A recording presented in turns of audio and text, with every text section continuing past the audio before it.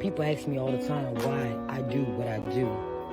My vision is to shine a light on everyday people, great people, so that we all can win.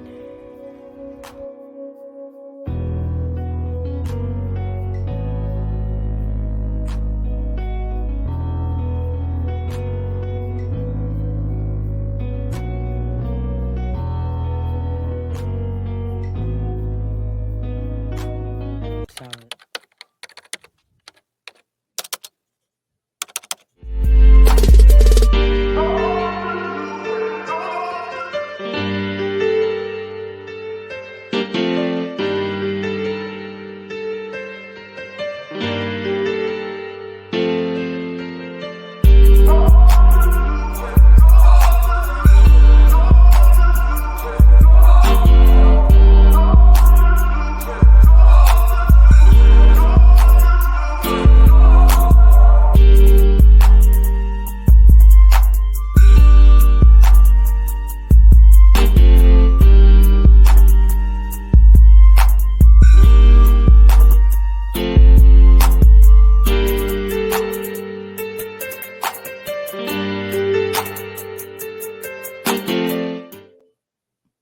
Good afternoon, everyone. I hope everyone is having a great day on this Friday. Thank God it's Friday. I'm so excited about today being Friday. But anyway, I would like to first thank my cousin Cap for this awesome connection with this awesome guy that's coming to the stage today. This is an awesome connection. Thank you so much. He's connected me with so many great people in the music industry, and I really do appreciate him publicly. So today's guest is Joseph Lawrence Goings, aka AJ Throwback. He's a DC all around artist, host of Bring the Love Conversations, veteran of the independent arts, production resume of 21 years, 14 years as a recording artist, 29 years of journalism experience in print print news oh Lord, print newspapers and magazines, online blogging, radio, and podcasting. He has a reputation as being one of the best interviewers in the DMV area, DC, Maryland, and Virginia. He has 27 years of radio and DJing. He's released 2 mixtapes. He's the founder of Balancing Act Music and Media LLC. Man, he has a list of accomplishments, a great example of greatness. So his favorite quote is from Jeremiah 29:11. For all I know, the plans I have for you, declares the Lord, plans to prosper you and not to harm you, plans to give you hope and a future. So, after the countdown, everyone, please welcome this amazing example of greatness to the stage.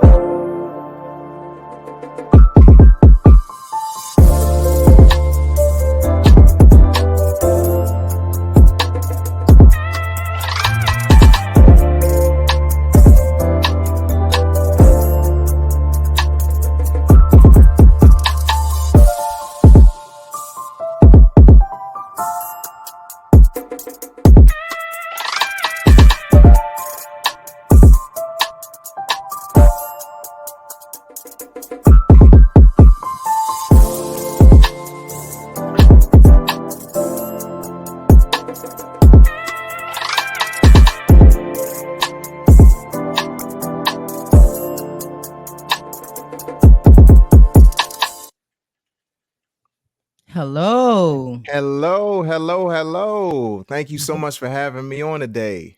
Thank you for gracing my stage today. I really appreciate you. Absolutely. And I really appreciate that intro. That intro was fire. I feel the love coming on this joint. You know what I mean? So I definitely appreciate that. And I got to give you some flowers real quick because the graphic work on this podcast is amazing. Like just watching some episodes and like seeing everything, it's like, wow, like this is incredible. Like I'm all about the visual and the audio, and like everything is just brought together just so well. So shout out to you for just the excellence in which you do what you do. Thank you. Thank you. That really means a lot. Thank you so much for that. Absolutely. So, how's your day going so far? My day is going fantastic. This has been a really 2024 has been a challenging year, but it's been a blessed year. You know, like it's been a lot of ups and downs, but I choose to embrace the ups that have been going on this year. So I yeah, agree. You got to embrace the good with the bad. That's the only way it's going to work. that's right. That's right. And the bad is what sharpens you, so you can really appreciate the good. Exactly. Exactly. So, Yeah. tell me, when did you fall in love with music? Ooh, that pretty much. I would say I had to been like 2 or 3 years old. And I vaguely remember it, but I do remember like my dad, he was a DJ, and like he would always have like records laying around all over the place. He had like this one room we were living. I want to say we were living in Oxon Hill, Maryland, right outside of DC. And he had his own room where he got to like DJ and have all his equipment and stuff. So I would always like somehow make my way in there, you know, scurry in there and mess with him while he's trying to DJ and focus and all of that. But like that whole connection that my dad shared with me from being 2 or 3 in Oxon Hill, Maryland, and to this day, like is continued with me to this day. So I would probably say when I was like 2 or 3 years old. Wow. Yeah. 2 or 3 and had the music in you from then. That's Yeah. Yeah, and wow. one of my favorite groups back then, you know, I'm dating myself and it's cool, but one of my favorite groups from at that time was Grandmaster Flash and the Furious Five. Like probably my favorite record at that time was The Message. And it makes sense because of the type of music that I tend to listen to as a lover of music and as a lover of hip hop, and even the type of music that I make as an artist of hip hop. So, yeah, it definitely makes sense that that's what sat with me. Even though, like, I like all types of music, and R&B is actually my first love. But you know, that that one record, my dad always said, like, you love that record as a kid. So, I do remember that record being big when I was little. Wow. Now you got to tell me who that is because I don't know who that is. What So, genre are they? So that's hip hop. So that's Don't Push Me, cause I'm close Oh, to the the edge. Edge. Yeah. Yeah, I know that. I Oh never yeah, knew that's a who classic. made that.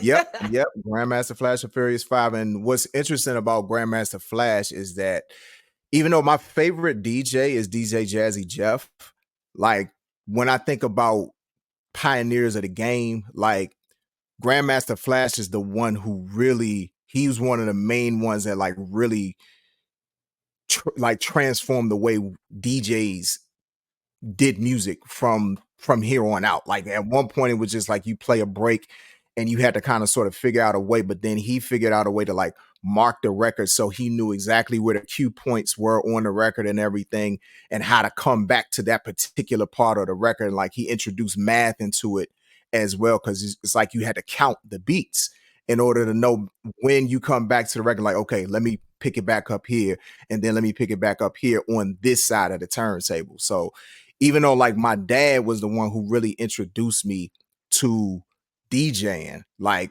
Grandmaster Flash is somebody that it makes sense because he was one of the biggest pioneers of like DJing and hip hop music. Wow.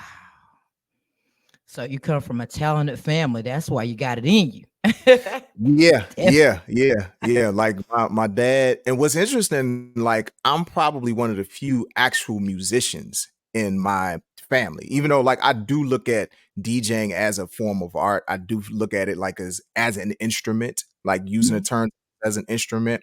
But like an actual recording artist, I'm one of the few in my family. So I'm kind of sort of I won't say like it's like a new wrinkle to it or whatever. So Right. Wow. So how do you think things have changed in the music industry from when you first started? Do you think it has made things more difficult or do you think it's made things more easier? I think when it comes to being an artist in the industry, it's been easier to a lot of degrees because back in the day, you had to really kind of had to beg and plead Mhm. labels to like be signed and all of these different things, and then even getting your music out to people, you really had to be on your grind because it's like selling CDs, selling tapes out your trunk, pulling up Right. pulling up to the club or pulling up whatever, like pop the trunk, like, hey, I got these CDs, whoop de whoop, like. But I also feel like that's what made it easier to a certain degree because you could count on a sale. Mhm. Whereas now, yes, it's easier for people to access your music and it's easy to get your music out there because of digital distribution like DistroKid, TuneCore, um, CD Baby also does distribution, United Masters, and all of these different ways that you can distribute your music worldwide. Because the problem was back in the day, you really just in your neighborhood or you just really in your city. Mhm. Whereas now you Mhm. can distribute your music all around the world. But the problem Mhm. is everybody's making music. So it's like Right. it's really like trying to figure out, okay, how can I cut through the noise because it's so many people.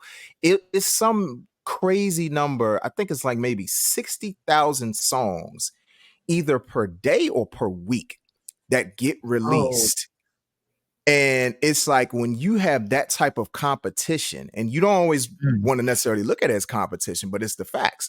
Like when you have that type of competition that you're dealing with, it's like, yeah, it's easy to get your music out there, but how easy is it to be able to find Mhm. your niche and to be able to get enough people to listen to your music? Right. You're right.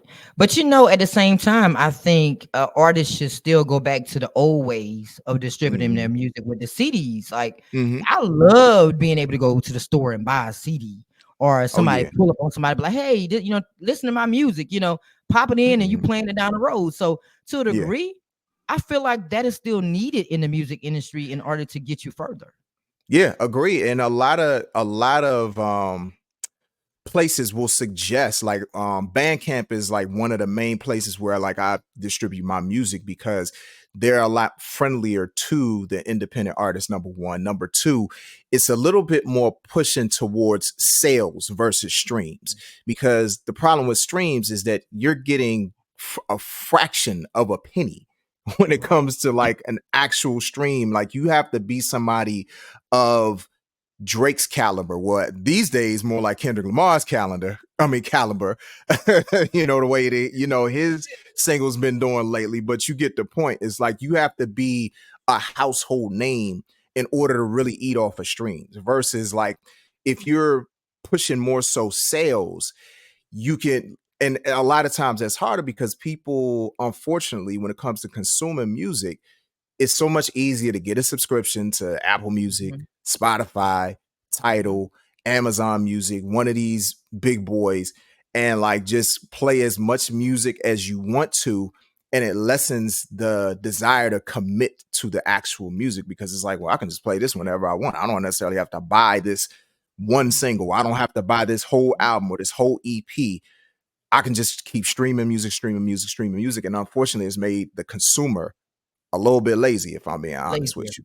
you. You know? I agree. I Yeah. agree. I agree because back in the day, you can just go to the store. You go to a music store Mhm. and you buy your CD. Yep. You listen to it over and over again. But if you go to Apple Music or any of these platforms to download, truth be told, you're not gonna download a whole album. Right. Right. Most people aren't, and that's the hard part, is that we've gotten away from the Mhm. commitment, because that's really what it's about. It's the commitment of buying an album. It's the commitment of buying a single. Because I think part of the problem, as much as we could blame the industry, we could blame whoever, is part the artists, because a Mhm. lot of these artists would put out albums and it's like the singles would be fire, and then you get the album and And it's you're like, like, oh. dang, I paid $15 for this. Okay. Like like bruh, like I spent my hard-earned money on on this CD, and this joint is like mid. And it's like, Trash. nope. Right. It's like it's mid or it's trash. It's like, nah, like I need that thing to at least half of that album be decent, you know. So Exactly. and I think that's what kind of sort of made the consumer, frankly, not really trust the artist as Mm-hmm. much, you know. So Exactly. there are a lot of different players that have affected why the game is the way that it is. And what I was getting to was that a lot of these platforms like Bandcamp, they'll actually say, hey, if you have vinyl, if you have tapes, if you have CDs, people still buy them. And they end up a lot of times when you make really good music, they end up becoming collector's items Right. because I can't tell you how many fellow artists I know who they'll go out and they'll do shows, they'll do their live shows, and they'll have vinyl, they'll have tapes, they'll have CDs available because they know a lot of the people in their demographic are going to buy them and they want hard copies, even if Yes. they end up uploading it to say like Apple Music or wherever. Like they still want the hard copy just for the experience of ripping open the plastic and Mm-hmm. looking at the liner notes, all of the Yes. things that we came up doing when it came to how we receive music. Right, because I mean, I was a collector of CDs. So Hmm. CDs was my thing. And I'm like, they Yeah. took away CDs. What's wrong with them? That was like something Right. I was a keepsake. Like, come on. But Yeah. I get it. I get it. The world is changing every day. I get it. Hmm. So Hmm. do you feel that views or followers are important today? Like, is it running the world today? Because it seems like that's where people get where they're at based off followers or based off reviews or that type of thing. For me, I think it is important. To say that it's not would be ignoring where we are in terms of how people receive the artists they look at, because I mean, you think about it, like everything is an evolution from something. And where we are with the views, where we are with like the followers, it's an evolution of fan clubs. It's an evolution of music videos. Like we're just in a different stage of how people connect with the artists that they like the most. I've always kind of sort of leaned more so on the side of I'm not focused on the quantity of followers or the quantity of views. I'm worried about the quality because, yeah, I could get all of these people who follow me, but they don't connect, they don't comment. Right. Or I could get all of these people that watch what I'm doing, but you got a lot of people who spam, or you got a lot of people who troll and all of this. And it's like, for me, I'd rather have a quality number of people who connect with what I do, whether it's podcasting, whether it's the music, no matter what it is, whether it's production, that they're committed. Like I always think about when people talk about 1,000 true fans. It's not 1,000 fans, it's 1,000 true fans. Like these are the people that are ready to run through a brick wall to tell everybody, hey, this guy's music or this woman's music is fantastic. Ain't nobody messing with them. I'm here. Like they're at every show. Every time you post something, they're on it, they're commenting or sharing or whatever it might be.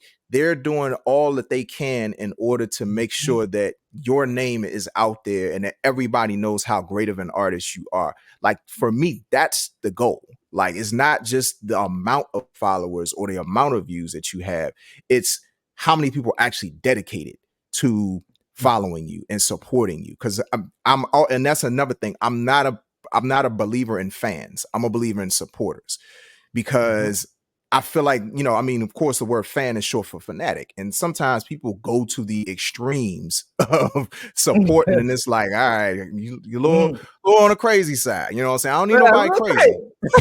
Right. I just need somebody dedicated, you know what I mean? But like, don't go overboard. Or Right.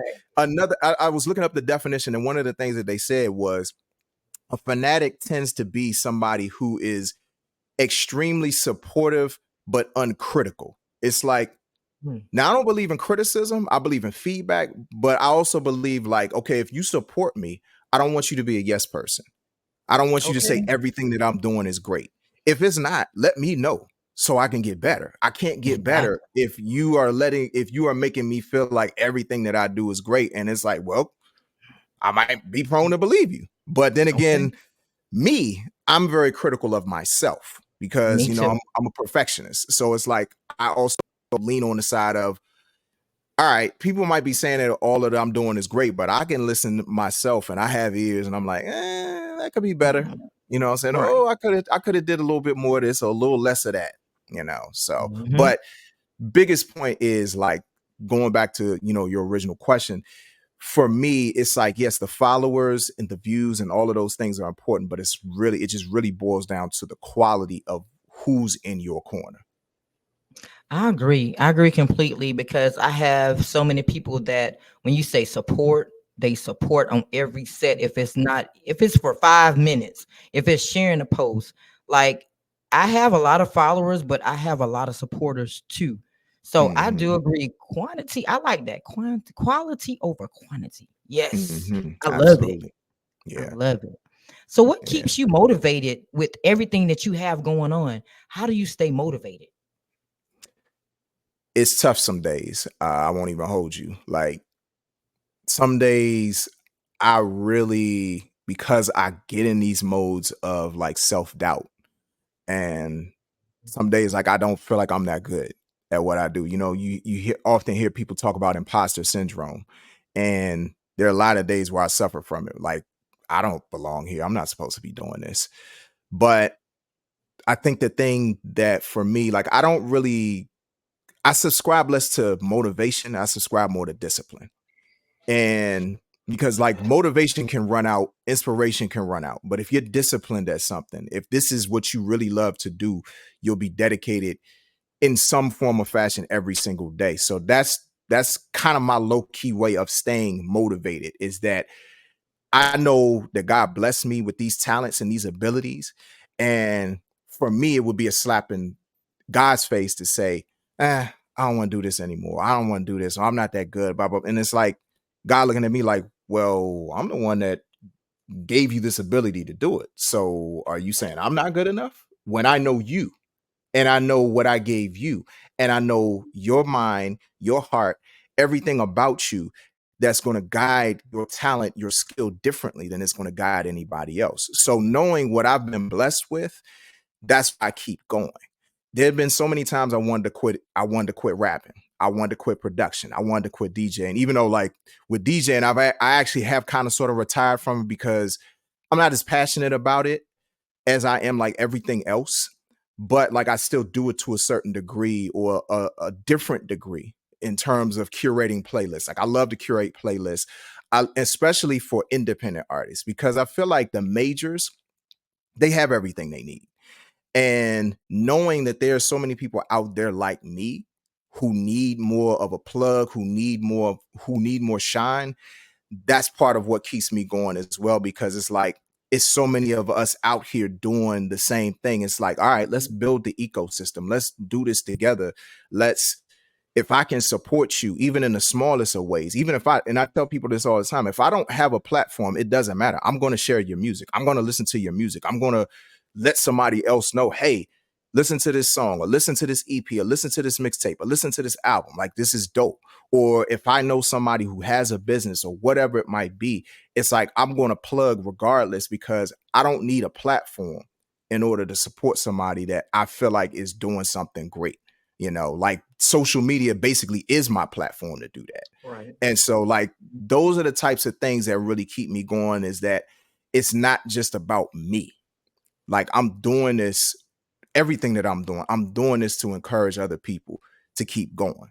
And in the process, I'm encouraging myself to keep going. Wow. That's powerful.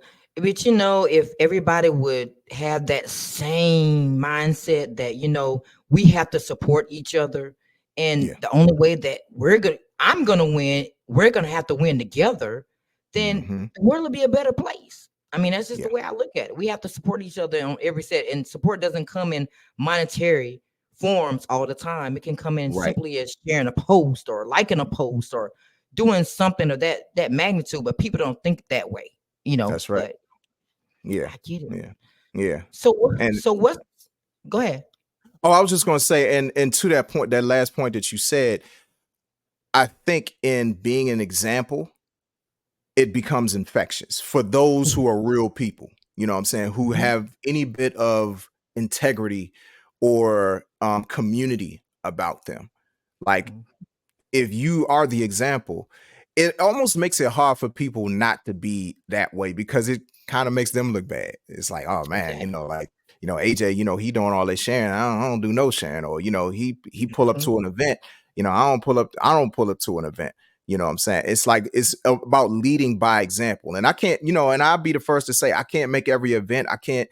I'm not always able to do every single thing, but however I can support, I'm always big on supporting. You know what I'm saying? Like there's no for me, there's no excuse not to find something that you could do for somebody that you believe Right.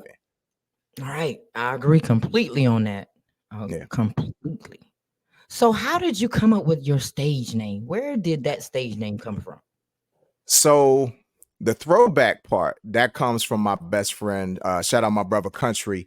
We went to Hobart and William Smith colleges together in upstate New York, and so he wasn't the first person to allude to this, but he was the first person to give it a name. He was like, more or less, like I'm paraphrasing. He's like, yeah, you just got this throwback vibe to you. Like you just like classic in the way that you do things and the way that you walk, the way that you talk, the way that you kind of just look at the world.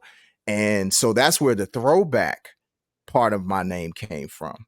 So then the AJ part, because there were a bunch of throwbacks out there. So I was like, okay, I gotta differentiate myself from everybody else. So the A stands for authentic because you have different types of throwbacks. You have replica throwbacks, and you also have authentic throwbacks.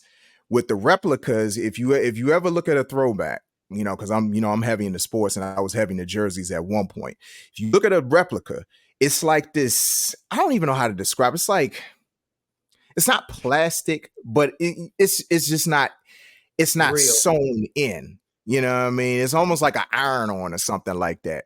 Mhm. Whereas like with an authentic throwback, they sew every piece Mhm. of that material into the fabric. And so I was like, I could either be a replica or I could be an authentic. So, I chose the A stands for authentic, and then the J is my name, Joe. So authentic Joe Mm. throwback. Wow. I Yeah. love that meaning behind that. Yeah. Authentic. You say you chose to be authentic and not a replica. I That's love right. it.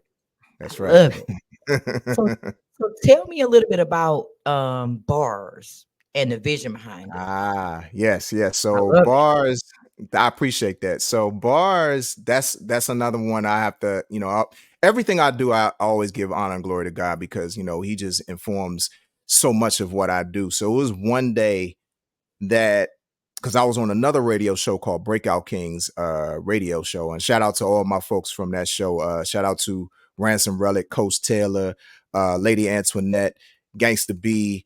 Uh, I can't think of my guy. My man Nardo, he was on the show too at one point. But like everybody that's a part of that crew. So I was on that show and I decided to, step out on my own and branch out on my own. And so originally the show was supposed to be called The Balancing Act. And always thinking acronyms, so it was going to be TBA. So I'm walking across the street, like going back to work. I'm coming from lunch and I heard it clear as day. God was like, well, you could keep the balancing act part, but you're a rapper. So bars, balancing act radio show. And so I was like, "Oh my god! See, this is why you the greatest." so, hence, bars was born. I wanted it to be a thing, whereas I'm very much a person like I'm not just one thing. Like, even though like I make more conscious music, I listen to trap too. You know what I'm saying? I'm from the hood. You know what I'm saying? I like my hood music too. You know what I'm saying? So it's like I'm not listening to Talib Kweli all day. You know what I'm saying? Like or Kendrick all day. You know what I'm saying? It's other people I like to listen to in the midst of that too. Right. Like so for me, it was about representing a little bit of everything because I am a little bit of everything. I didn't want to just Mhm. represent certain artists. I wanted to represent all types of artists, specifically black artists, because I'm unapologetically black when it comes to everything. I'm born, born and raised DC. I came up when DC was 60, 70% black. I came up, when BET was still in DC. I came up Mm. different world era, Bill Cosby, what I'm saying, even though he had his little stuff, but in the 80s, in the 80s, this man basically single-handedly saved NBC. People don't want to Yes. say that, but he Yes. single-handedly saved NBC because the Cosby Show for about, I want to say it was 5 years straight, was the number one show on Number TV. one. Number one. So not only did he save NBC, he saved TV in the 80s. So Right. that's what I came up on. That's what kind of informs everything I do. So bringing it back to bars, like for me, even though I had a lot of different people on my show, it wasn't just black folks, but like for me, that was my primary focus. I wanted to primarily focus on my area, my hometown, DC, the DMV. I wanted to primarily focus on black folks. And I wanted to primarily focus on the fact that we are not a monolith, that we do so many different types of things. We don't just do music. We don't just do entertainment. We're in politics. We're in real estate. We're in business. We're in all of these different areas. We're in film. We do so many different things. And that's what I wanted to represent when it came to that show. And it ended up being one of those things, like, it took a little while for it to get its footing, but once it did, I mean, it took off like a wildfire, and it branched off into so many different things. And people still to this day always ask me like, yo, when you bringing bars back? I'm like, I'm not going to bring bars back, but I'll bring something that's along those lines back, because people were so impacted by that show. Yeah, I was sitting up all last night after I got off work, and I was pretty much binging on your interviews, going from like one interview to the next interview. And I'm like, okay, look at him. He got all kind of pieces of everything. He got Yeah. bars where he was putting the spotlight on these artists. I say he has the balancing act. I say he's dabbling in a lot of good things. So yeah, you can tell I was up binging. I appreciate that. I definitely appreciate that. Yeah, that was my baby right there, because that was the first show that I did on my own. It was the first show that I created on my own, because every show that I was a part of before that, somebody else created it. And so, and there was nothing wrong with that, because the shows were great. But this was the first thing that I could say that I created. I envisioned, of course, with God's help, and like it executed. And at first it was scary, because I had to do it on my own at first. Like I didn't even have a co-host. Once I got a co-host, it made it a lot easier. But for the first year and almost a half, I was doing that show by myself without a co-host, And the Wow. very first episode, I didn't have any guests. I was kind of winging it, you know what I'm saying? But I always go back to that first episode to humble myself and say, or really just show myself like, hey, you can do this on your own. People actually do care what you have to say. You do have a voice. You have a vision that people really get behind. So whenever you want to do whatever ventures that you want to do in the future, believe in yourself, because you have the proof, the evidence that you can do it. Right. Yeah. So I mean, why did you stop though? Well, I stopped for personal reasons. It was affecting my family. That was the first reason right there, because I had like, I want to say 4 primary different shows. Like, so I had the main show that was on WinDC Radio. I had the first branch off show, which was Bars on the Road. So eventually, I mean, initially Bars on the Road was like going around to different people versus everybody coming to the radio station. We just went around to people wherever they were. It could be their house, it could be a community center, or like a common area, whatever. And we would go to them, and they would be more focused conversations just about them. Like it wasn't them and another guest coming that day. It wasn't, a bunch of music playing and whatnot. It was like it was a spotlight. So, but that was time consuming. Then I had a breakdown series where we would break down albums or EPs. And so that was another layer. And then the final layer, which was actually my favorite one, it was this DJ thing that I did called the Independence Avenue Drive at 5. So it was a rush hour show focused solely on independent artists. Hmm. Nobody else had that. So I was like, okay, let me do something like that. And when I say I got the most enjoyment out of doing that particular show more than any of the other shows, even the original or the flagship show, because I got to DJ the music I wanted to DJ. Right, But right. you're talking 4 shows. I had to plan for each show. I had to plan the interviews for each show. I was doing the graphics for everything. There was so much involved. Like I didn't have, other than my co-hosts, I didn't really have a team, or we didn't have a team. Mhm. It was just us. So, and I was the main one doing like all of that stuff because I knew how to do all of that. But it Right. was a lot to take on, and the scheduling, you know what I'm saying? So it was just a lot to take on at that time, and it wore me out. Like, I mean, I I picked up so much weight during that time because I was stress eating, you know, and then like I said, it was a lot of personal things going on in my life around that time. And so it was just like, okay, this is getting in the way. So I need to take a break. I need to step back from this. I can't do this anymore, you know. So that's why, Understandable. that's why I stepped back from it.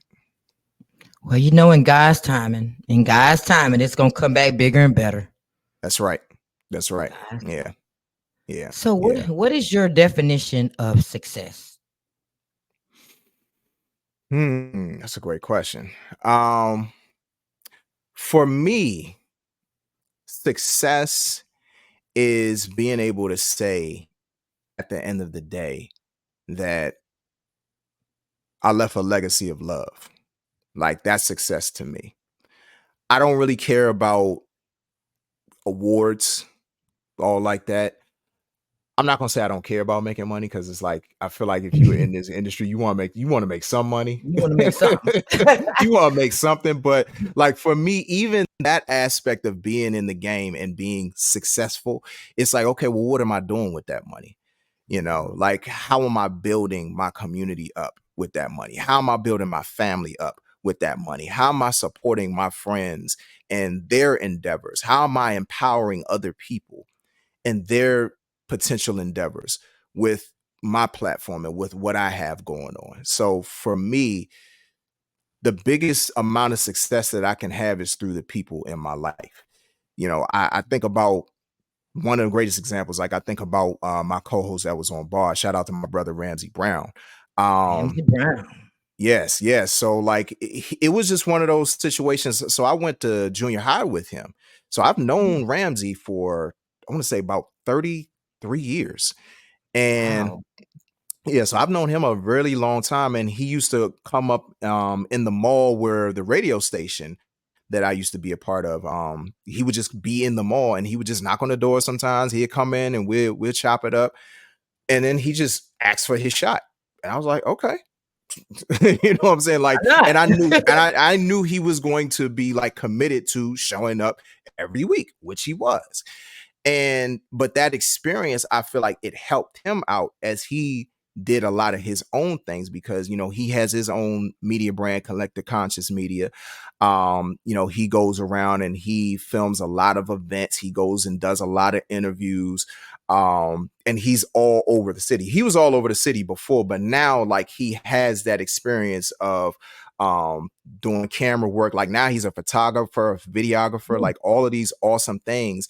And granted, I feel like he had that hustle anyway, but Mhm. knowing that, like, working with me and working with other people, Mhm. like, he's able to branch out on his own and do his own thing now. And so that's the type of stuff that I like to be able to see. To me, that's success, to see him shining, to see him doing his thing, and knowing that I helped him along the way.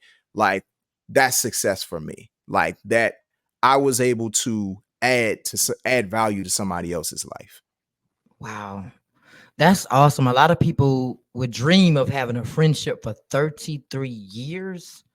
That's a long time.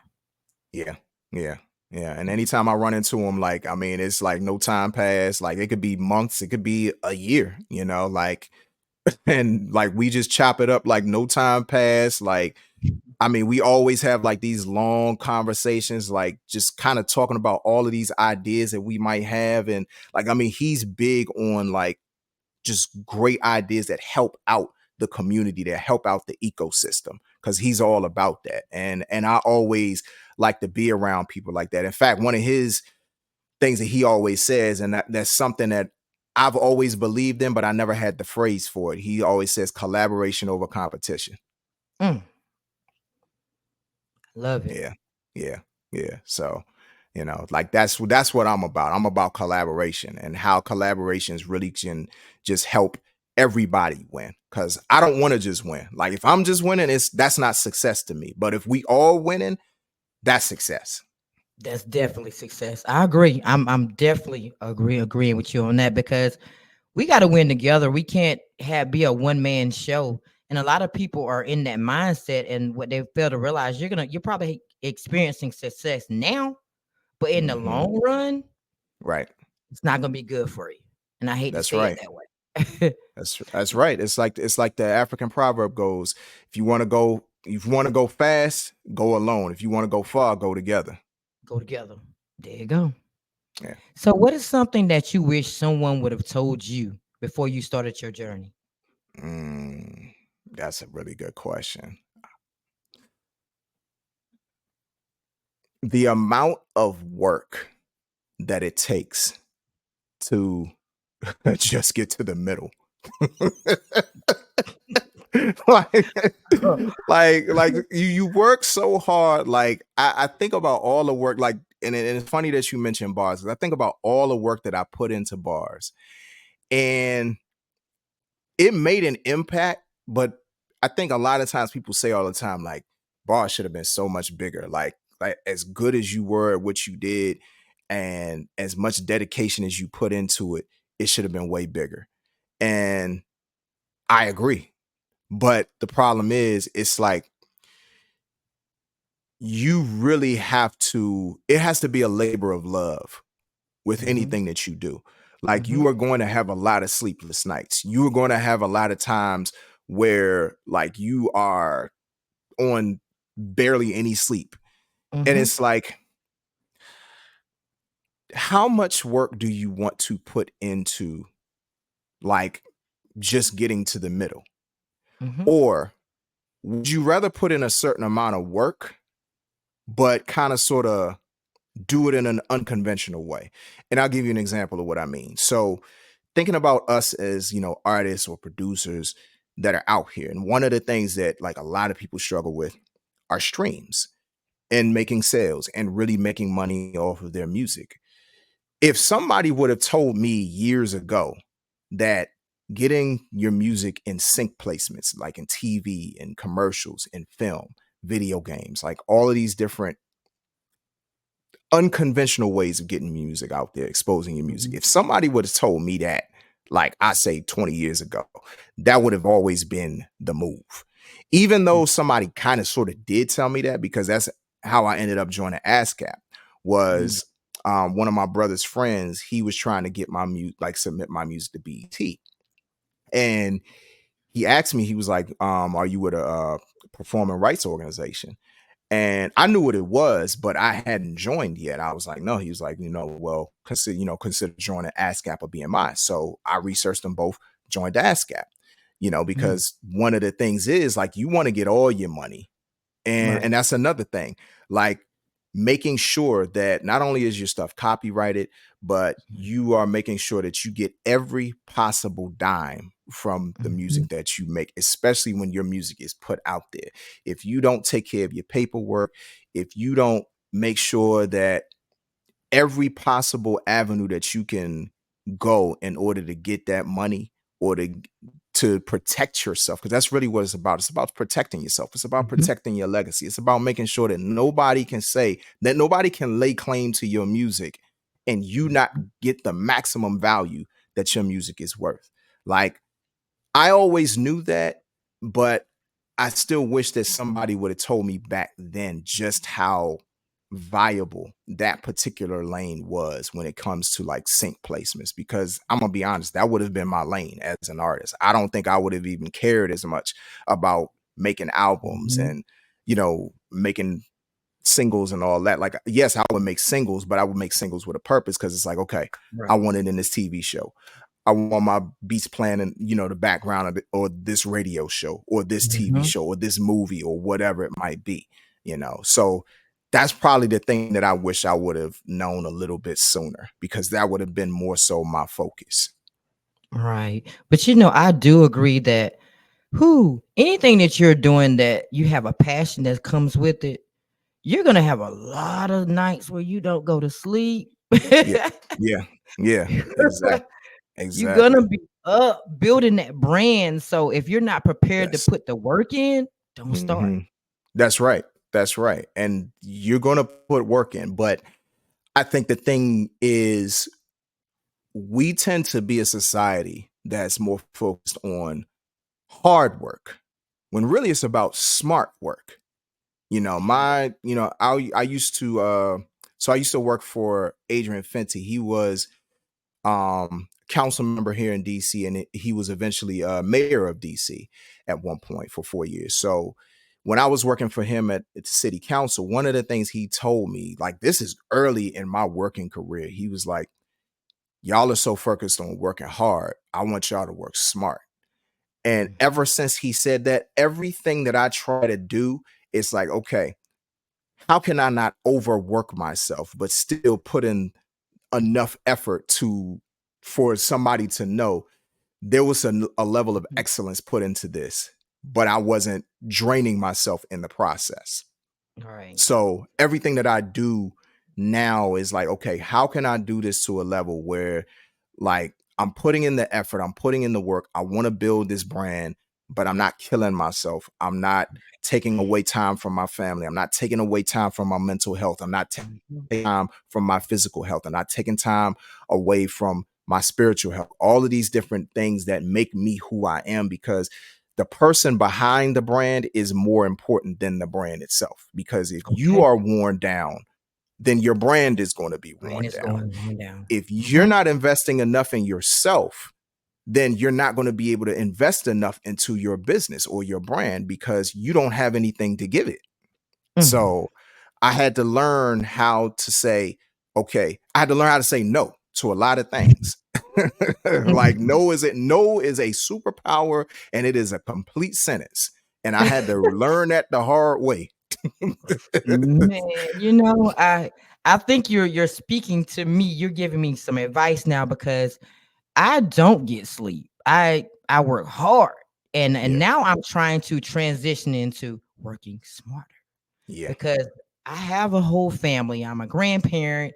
I'm Mhm. married. I have a family, so I do have to balance my time a little bit better now. So Yeah. I'm working smarter now to Yeah. try to get things better. So I think you're speaking straight to me, but I'm gonna get it together. Trust me, it takes time, but once you get it, it's a flow, and everything flows from there, because you realize, like, I have to. I'm not just this one thing. I'm not just my brand, but Mhm. you're not just a wife. You're not just a grandmother. You're not just a mother. You're not just all of these things. Like, you're all of these things. Right. And it's a matter of making sure that you give enough to the things that need it the most, like prioritizing. That was the hardest thing for me for a very long time, is prioritizing. Like, okay, how important is this right now? Right now. And Right. once I started, like, looking at things that way, everything started to change. I agree. I agree. And I was just told that not no longer than 2 days ago that you need to start prioritizing your things. Like, do Yeah. you really need to do that right now? And that's like Right. 2 weeks later. Come on now.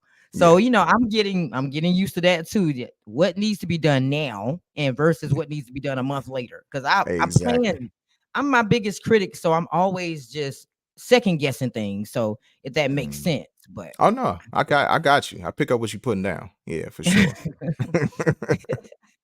So my most two important questions for you as we wrap up our conversation is, what's next for you and how can people follow your journey? So next, so I actually have a couple of things happening. So I have a single dropping literally next week, next Thursday.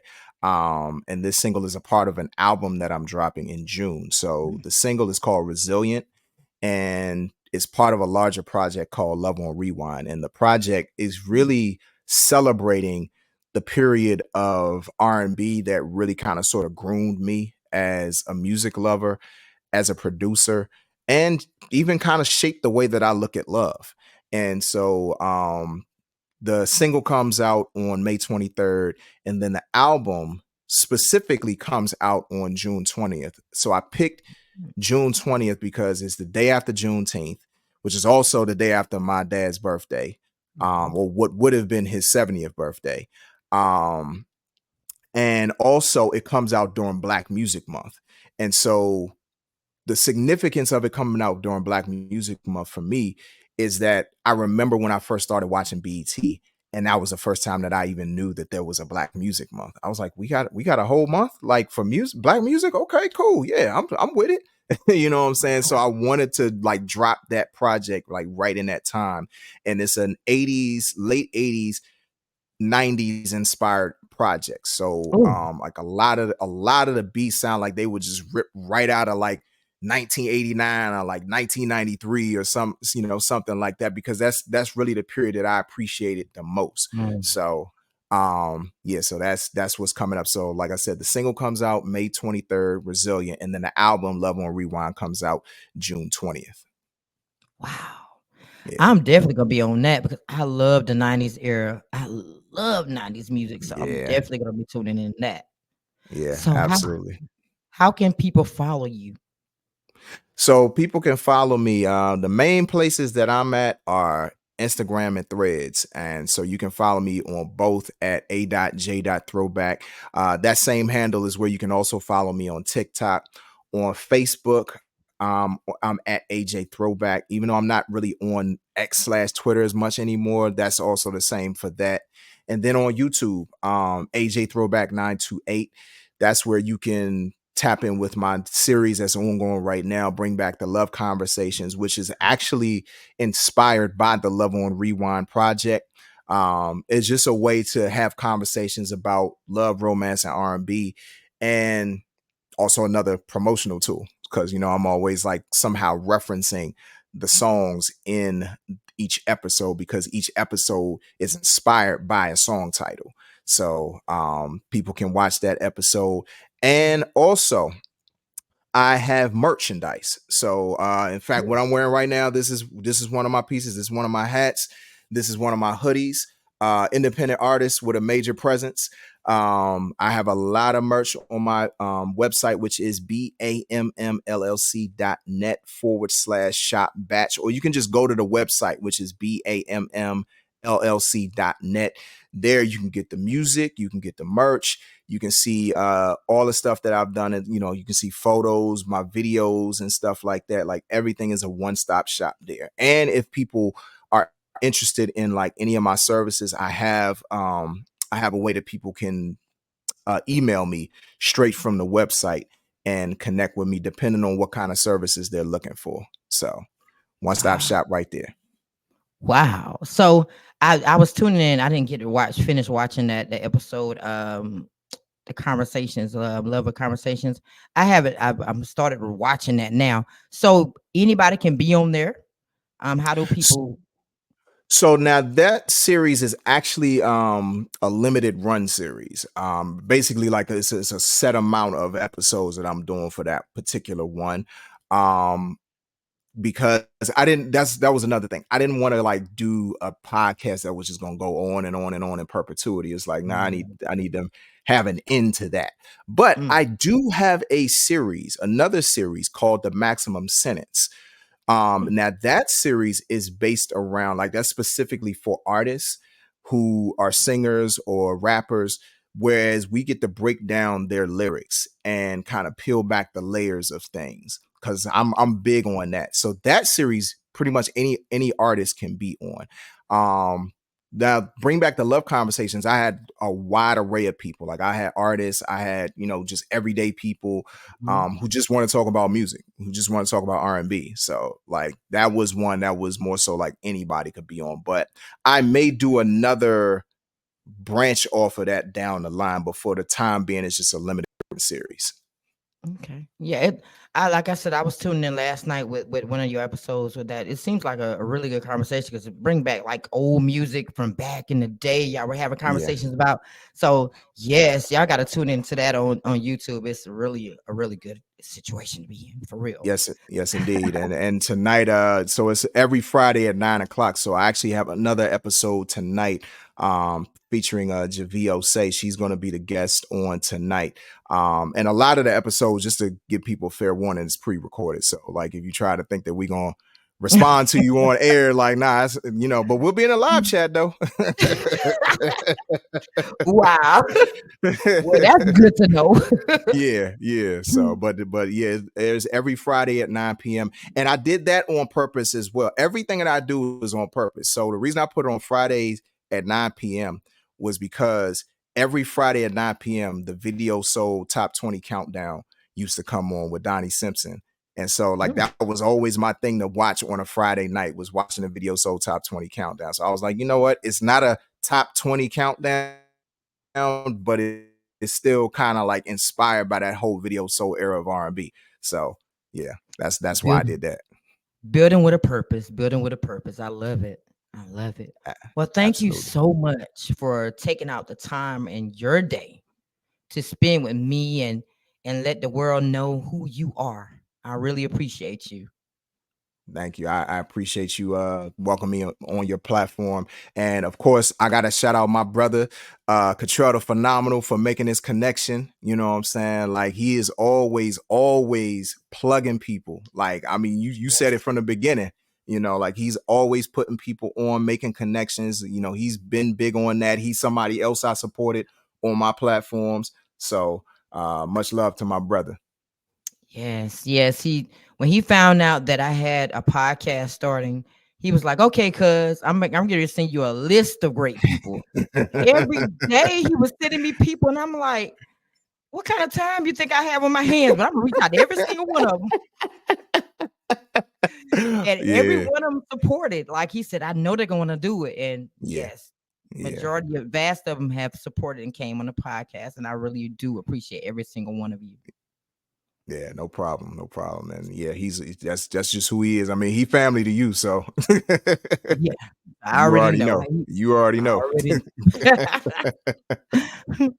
Well, thank you so much to everyone else out there that has tuned into another episode of Breaking the Silence with me. I do appreciate your support. I appreciate your continued support of liking, sharing, and subscribing to all platforms. Please continue to do so. Next on the stage, we have Mr. Dejuan Christopher. He is an actor, director, teacher, poet, and a musician from Los Angeles. Another great example of greatness with so many levels of greatness. He will be on the stage next week on May 22nd. Please join me as we celebrate him on the Breaking the Silence stage. Tomorrow is open mic. Open mic is going to be tomorrow at 6 p.m. featuring 4 amazing guests, amazing artists. Eloquent Pearl Perfection. She's already been on the stage once before. She's coming back again. Destiny George, Miracle Baby, Tiffany Marie. She's been on the stage as well, and she's been a guest on Breaking the Silence. And YBS Entertainment. He has his first time being on the stage. So, y'all, please join me tomorrow at 6 p.m. Eastern Time to support these great artists and to bring some type of awareness to their talent at 6 p.m. tomorrow. One of my favorite quotes are from Martin Luther King. If you can't fly, then run. If you can't walk, if you can't run, then walk. If you can't walk, then crawl. But whatever you do, you have to keep moving forward. So if you have a dream, it's not too late. Go ahead and make it happen. I promise you. You just got to take that first step and everything else will fall in place, especially if you put God first. Nothing will fail. So, y'all have a wonderful day and enjoy the rest of your Friday. And tune in next time with me to break the silence together. Y'all have a wonderful day. Thank you so much to everyone that has supported me on this journey. I really appreciate everything that you have done thus far. Words will never be able to express the gratification that I have within my heart. Continue to like, share, and subscribe.